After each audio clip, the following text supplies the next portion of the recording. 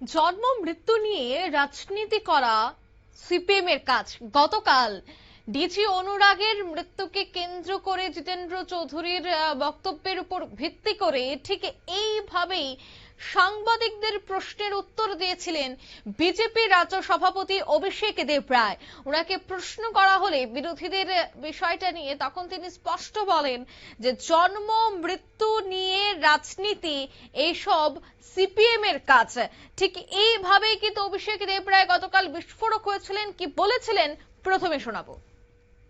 কি বলবেন? জন্ম থেকে মৃত্যু এগুলো নিয়ে রাজনীতি করা তাদের কাজ, ইল মেন্টালিটির পরিচয়।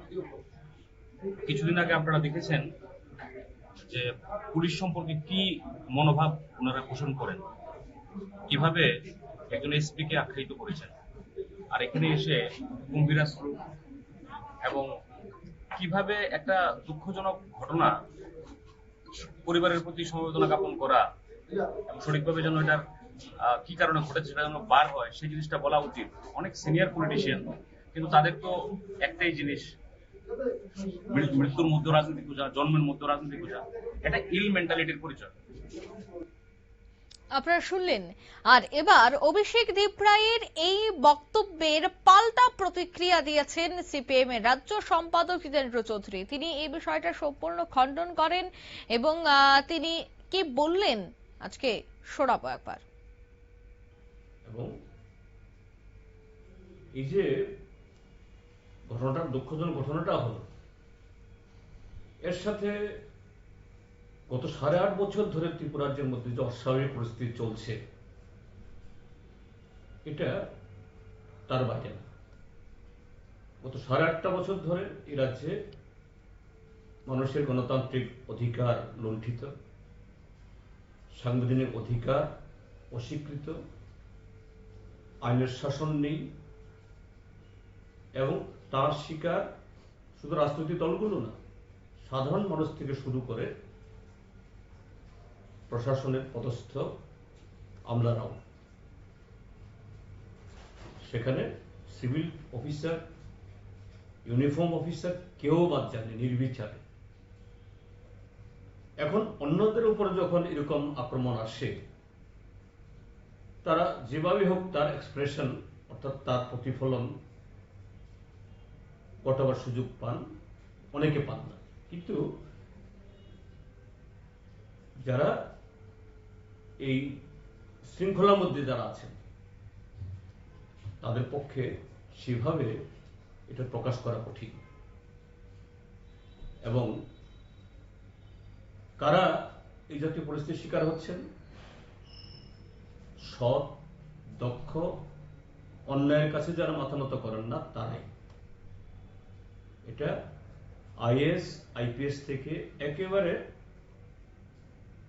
চতুর্থ শ্রেণীর কর্মচারী অবধি প্রশাসনের মধ্যে আজকে অনেকেই এই 8.5 বছরের মধ্যে এই ভুক্তভোগের মধ্যে আছেন। এবং এই সাম্প্রতিককালে কতগুলো ঘটনা,